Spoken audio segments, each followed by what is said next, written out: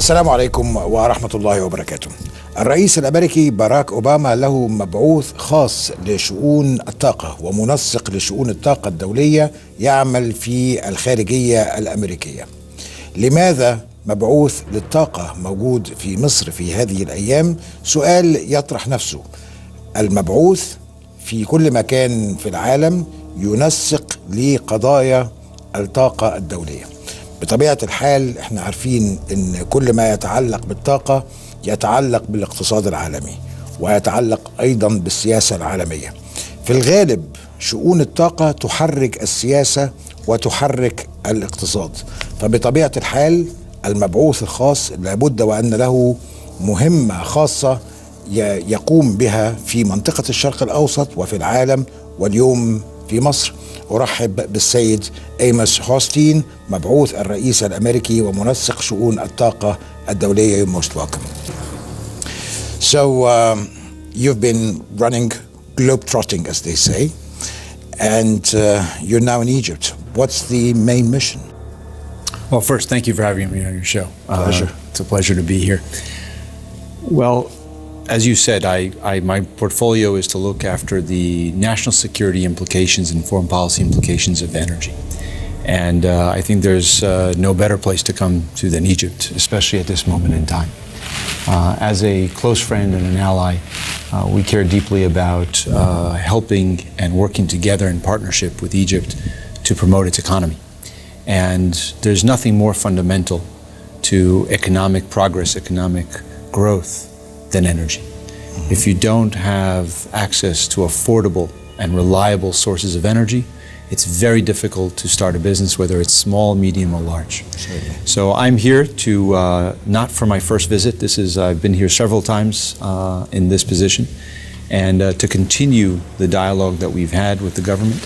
And to, I have to say, this visit is different than my previous visits. Because I was able to begin with truly congratulating the government for exercising through its leadership and implementation throughout the year to make a real difference from what we've seen in previous summers as far as access to energy here, of power outages that have been much better this summer. I know we have still several more weeks to go, but I think that the preparation that was done has been remarkable. So I was here to congratulate the government, but congratulations only last for a few seconds. Then we have to move on to what do we do to strengthen and build on the success that we arrived at this year towards next year, the year after that. What is the United States ready to offer to Egypt in terms of energy and better to improve their abilities to deal with energy issues? Well, first, over the last couple of years, we have discussed different ways of approaching the real power crisis that existed in Egypt for the last several years, and looking and learning from our experience and expertise that we've developed to share that, to discuss what are the ways that you can look at the myriad of options that Egypt faced at a difficult moment. Mm-hmm. Like Egypt, the United States, we are both producers of oil, producers of gas. We're going to start exporting gas soon. We will join Egypt, who's been doing it for far longer than we have. But we also still import quite a bit. We're also trying to diversify our own mix. We're trying to bring on renewable energy into the U.S. power mix. Mm-hmm. Egypt has set a goal of 20% over the next several years to reach renewable energy as well. Interconnecting with your neighbors. We do the same on all these fronts. So to look at what have we learned, what can we share from what we've learned, that kind of expertise. We also have American companies who are quite interested and intrigued by coming to look at investing further. The success of this past year to reach this summer was in no small part not only because of our cooperation, it was mostly because of the work done by the government, but without a doubt the contribution by companies such as GE and others from Europe and elsewhere contributed to being able to make that happen, to realize that goal. So I think we have, from the expertise side, the technical assistance, as well as encouraging our companies to come and continue the investment here. The Egyptian president was speaking about GE's contribution during the Economic Forum in March. Mm-hmm. So is this going further, or something has changed in the plans of American companies, like now their eyes are set on Iran? Oh, well, I think that first, the sanctions on Iran for American companies are not being removed. Our embargo is staying in place. So American companies are surely not setting their eyes on Iran, and they should not if they are. No time soon. And when it comes to Egypt, I think that there is, if you think about where Egypt was just a couple of years ago compared to today, I think there's a lot of reasons for corporation of American companies to look at Egypt positively because real reform was done here. There's been real change, and it's not only the political aspects of what's happening in Egypt or the security. It's the real everyday reality of what a company faces when it comes here. There is a realization of putting in place incentives, changing pricing structures, changing the mechanisms for investment that I think are bearing fruit. And you've seen new announcements in the energy sector of companies investing. Some of these are the first new investments in the energy sector here in many, many years. So I think for that reason, American companies can and should look at Egypt as a positive place for new investment. What about the concept of nuclear energy? About Egypt is planning to join it has been planning since 2005 at least, but it hasn't been happening. But now I know that there are more serious steps that are being taken here, and I guess most probably the technology would not be American technology. Look, when it comes to nuclear energy, in general, the United States has been supportive of the concept of using nuclear energy, both domestically in the United States. President Obama has been supportive of incorporating in nuclear energy, especially the aspects of it that are, it's a clean source of energy, and we've done so in Europe as well. When it comes to Egypt, we have not had specific discussions today about nuclear power. I have seen reports as well about Egypt's conversations with other countries and other companies, and I follow those with interest. But we haven't had any specific discussions ourselves on this issue. And this is because you didn't want to raise the issue, or the Egyptians didn't want to raise the issue, or because the issue is irrelevant? I think we were focusing on the areas in our bilateral relationship that we can progress and move forward in a concrete way. So that didn't include the discussion on nuclear energy. We're always happy to have a conversation, but for now, I believe that Egypt is having discussions with others. I'm happy to stay informed, but there's nothing concrete for us to discuss. You still have one day to spend here in Egypt. Maybe you can take that into consideration. Ask me tomorrow if we talked about it, but I don't know that that's going to happen. A number of the large state-owned companies, private companies operating. So the government was today, and then tomorrow we'll see some of the operating companies as well. Okay. You were coming from which country, and you're heading to which countries in that tour of yours? I've been traveling for the last several weeks, Central America, Europe. I was in Tel Aviv yesterday, but I'll be in Egypt tomorrow, and then I'm going to return home after that. And then later in August, I'll be back in the region. Are you lobbying for the Paris summit? In order to get people on board to work on the climate change? So the way we divide it, first of all, as you know, that's a very important goal for the United States. We want to see a strong COP21 summit in Paris, where the global community comes together and makes a clear statement on climate change goals. What I'm focusing on, we have different people looking at these issues, and Secretary Kerry and President Obama are personally engaged in this effort. I'm looking also at how do we move beyond post-Paris into the implementation. Because beyond setting just the goals and the targets, we have to look at how do we work together to... Because this is what happened in COP20 in Lima. Exactly. Just the goals. So we have to look at integration of renewables and how do you bring that about so that you're not just focusing on goals every few years, but looking at real implementation, bringing about the integration of renewable energy as a larger part of the mix. If Egypt's leadership is setting 20% as a goal of renewable energy, that's something that we would like to be helpful in seeing how can you make that a reality. So that's exactly the kind of conversation we would like to have. Two different levels. One is what's happening today. How do we change the reality on the street, in the homes, in the businesses for every Egyptian? but then also not forgetting that part of our responsibility collectively is making sure that Egyptian children grow up in a cleaner and more sustainable environment. And so that's not just about this year or next year. It's about bringing on the kind of investment and targeting in decades to come. But it has to start today. So how come going to Paris with all these objectives in mind and this message that you want to send to the world, while as far as I know, and I'm not an expert, so maybe you can correct me, that the new approach taken by the US in terms of excavating shale oil is something that is damaging to the environment. Is this true? Well, I think that what's happening in the United States, we have regulations in place to make sure that the development of shale resources is done in a safe, secure, and as sustainable a way as possible. And is that possible? Yes, I think it is. In other words, it doesn't change the level of on climate change, on emissions, and so on. What we are trying to do is we're using our through government policy and regulation is to address the issues of emissions and incentivizing the renewable energy sector while disincentivizing the dirtier forms. And if you look at what happened just in the last couple of months, in April was the first month in US history where we produced more electricity from natural gas than from coal. And that's through a mixture of the regulation favoring renewable energy and the market forces taking their own way of addressing this issue. So we are seeing natural gas taking a significant foothold in American industry and power generation, which is a much cleaner fuel. We're seeing record amount of investment in renewable energy and integration in renewable energy, and a decline in using coal. But it's not only about that. It's about doing more with less.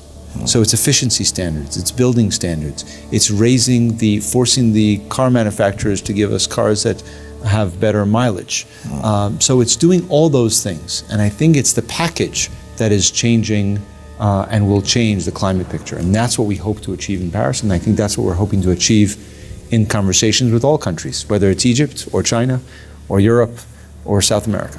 I'll come to Europe in particular, but I mean, you're bringing me back to Egypt. I mean, now that you're happy about the fact that you're using more natural gas than you're using coal in the United States, and now Egypt is thinking of importing coal in order to use it here.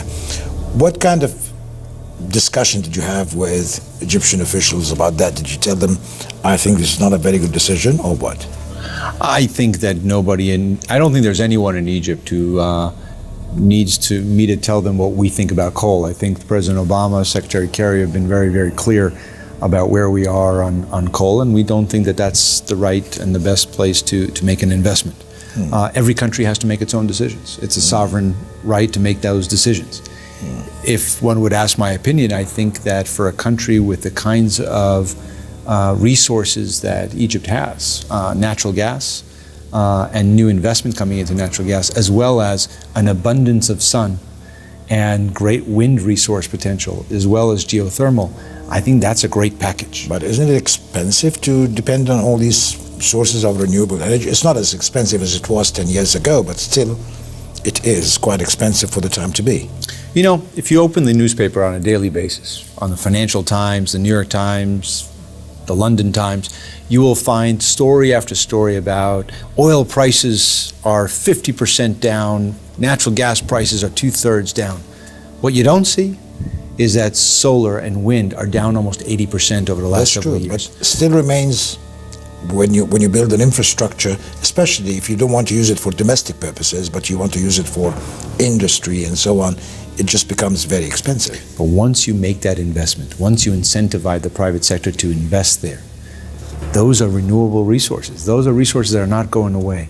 And the dividend is not only in the fact that you're getting a much more affordable resource today than it's ever been, but it pays dividends for years to come when you are cleaning that environment, when you are having a cleaner air, when your medical bills for your people are lower, when you take care of some of the side effects. Look at what's happening in certain countries where pollution was so bad that it finally became a political issue where people just rose up and said, I can barely see across the street.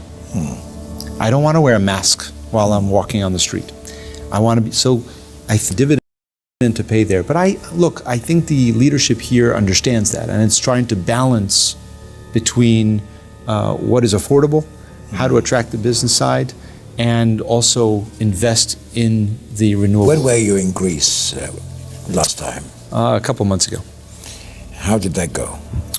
It's an interesting times. I think Greece has an opportunity to play a critical role as one of the bridges into Eastern Central Europe, as to help them achieve the kind of energy security that region lacks so terribly. And that's a great potential, I think, that Greece can play as part of the solution for energy security in Europe. And they've got two options, one which is supported by the United States, one which is not supported by the United States. As far as I have read in many reports, that you were trying to push for the one favored by America rather than the one favored by Russia. How did that go? I would probably phrase it a bit differently. I would say that it's not that one is favored by the U.S. and one is not. There are options that will provide energy security for Europe, and there are options that will continue to strengthen and deepen the energy dependence on one supplier and create and continue the vulnerability that Europe has to that. So one depends on Russia and the second depends on Kazakhstan. Azerbaijan, you mean? Azerbaijan. I think it's so here's more... one and one. I mean, I'm just trying to understand the difference between Azerbaijan and Russia. I think no country in the world should be dependent for its most basic energy needs on one supplier. Whether Azerbaijan or Russia. Absolutely. What we believe is that Russia will continue to be an important and critical supplier into Europe for their supplies. However, countries should not be 100% dependent. Not in Europe, not in Central America, not in Asia, and not in the Middle East. And therefore, what does that mean? That means that you bring in other resources, create competition, create diversification. The best way to achieve security in Eastern and Central Europe is through diversification of supplies and the routes. So that means building an ambitious project such as a pipeline from Azerbaijan through Georgia, through all of Turkey, into Greece, through Albania, into Italy, with connection points into Bulgaria and onwards. But it's not only that. It's not only Azerbaijani gas. It's also allowing for LNG gas from Greece to come into Europe from Croatia. That means American gas, it means Norwegian gas, it means Qatari gas, it means Egyptian gas, can all come in to Europe. Right now, that option does not exist. It's reliance on one supplier. And a supplier that on 3 occasions in the last 10 years has shut off the supply in order to make a political point. So that should be taken away. We have no problem with, nobody has an issue with Russia playing a critical role in the market in Europe. We just don't want them to mess with the market. Of course. And you think if Greece after a while opted for the Azeri, let me call it the Azeri option, would that mean that immediately Greece would get out of its economic dilemma? I don't think there's any magic bullets on any issue, definitely not on this one. But I don't think this is really a choice issue. I think that Greece is already committed to the southern corridor. It's a partner in it. It has never walked away from that, and it continues to support the Trans-Adriatic pipeline. And that's a good thing. And that's good for Greece and good for Europe. And it's going to create a tremendous amount of jobs in the short run in Greece and allow it to be that connective tissue between different regions, from Azerbaijan and Turkey and the Caucasus and the Caspian and Europe. And I think that's also to the benefit of Europe, to the benefit of Greece, and to the benefit of the world economy. Why is the United States interested in this? I mean, this is a connection between a group of partners somewhere between Asia and Europe. And why is the United States interested, to the extent that the piece of news I have in front of me is the US is urging Greece to drop the idea of hosting a controversial Russian pipeline project? I mean, why that much interest? Energy security. For the welfare of the world, or? Well, I think that energy security, just like here when I said about Egypt, that energy security is economic security, is national security. That's not true only about Egypt, that's true everywhere. And since we are committed to Europe's national security, and economic security is part of national security, and fundamental to that is energy security, it is a key component of our alliance and cooperation with Europe. And we work very closely with Brussels. We have something that we call the US-EU Energy Council, where we discuss these issues. And so we care deeply about the energy security of Europe, but not only of Europe. This happens to be something that gets a lot of headlines. But this is my fifth or sixth trip here in Egypt. I travel around the world because we care about this issue everywhere. And because it's fundamental to national security concerns to us. And that's why we see it. It doesn't enrich us. There are no American companies involved in these projects. Yeah. And yet we care because it's the right thing. Africa? What about Africa? Well, the president is in Africa today. And on his visit there, and he's discussing and reviewing the progress on one of his signature efforts, which is called Power Africa. It's something that he launched personally just a few years ago. And there, what we are trying to do is to ensure that we have more access to energy. I talked about before the need for every man and woman to be able to have access to affordable and reliable sources of energy. Unfortunately, sub-Saharan Africa leads the world in a statistic that it shouldn't, and that is in the millions and millions of people who are disconnected from the power grid. What we want to do is to work together with other organizations, other countries, to come up with a way to support transactions and renewable energy, primarily clean and renewable energy, to come in and take hold in Africa and to increase the access to electricity, primarily. I have one of my people is stationed in Africa and coordinates our efforts there. We have a whole Power Africa office in South Africa where they travel throughout the continent to identify the kinds of projects that could lead to real change. And it is of critical importance to us. Africa has so much potential, but it needs to get this piece right. One last question, and I'm not fishing for compliments for Egypt, but I'd like to know your true opinion about, within a few days, we're having the new Suez Canal. How would this help in facilitating the transport of oil from east to west and vice versa? Well, the Suez Canal and Egypt have served a critical role in the trade in and out of the Mediterranean for a very long time, and that's been a key component of the free flow of goods, services, and commodities. And therefore, the expansion of it and the making it work more effectively, more efficiently, is not only a good thing for Egypt, but is good for the trade in the entire region and beyond. These commodities that go through the canal are used by areas far from here in Asia and on the other side, from the other side of Asia. So it's a connective tissue that is so critically important. And again, I think it shows that Egypt is taking its role very seriously as a responsible country that's addressing the needs not only of itself, but of the rest of the international community in supporting global trade. You're expecting oil prices to go up again by the end of the year, as people are expecting? I expect oil prices to go up again at some point, and I can guarantee you one thing. Wherever they are now, they will go up again and they will go down again after that. That's what oil prices do. They've been doing that since the beginning of trading in oil.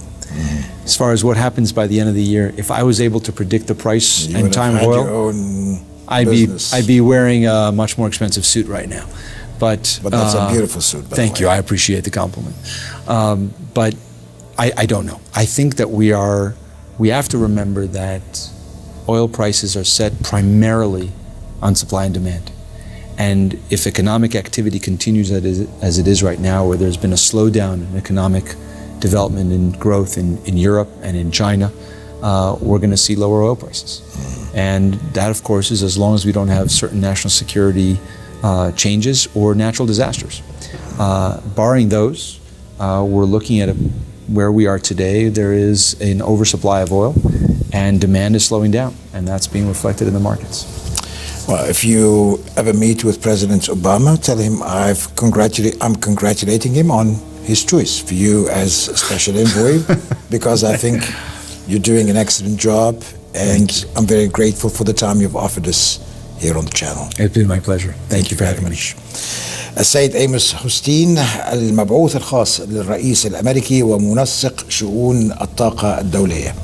زي ما اتفقنا في البداية وزي ما دار الحديث، لا يمكن أننا نفصل بين الحديث عن الطاقة والحديث عن الاقتصاد والحديث عن السياسة. دائما ما تكون هناك رسائل واضحة، وغالبا ما تكون هناك رسائل مختفية نقرأها بين السطور، ولذلك تركناها لكي تقرؤوها من بين سطور هذا الحديث.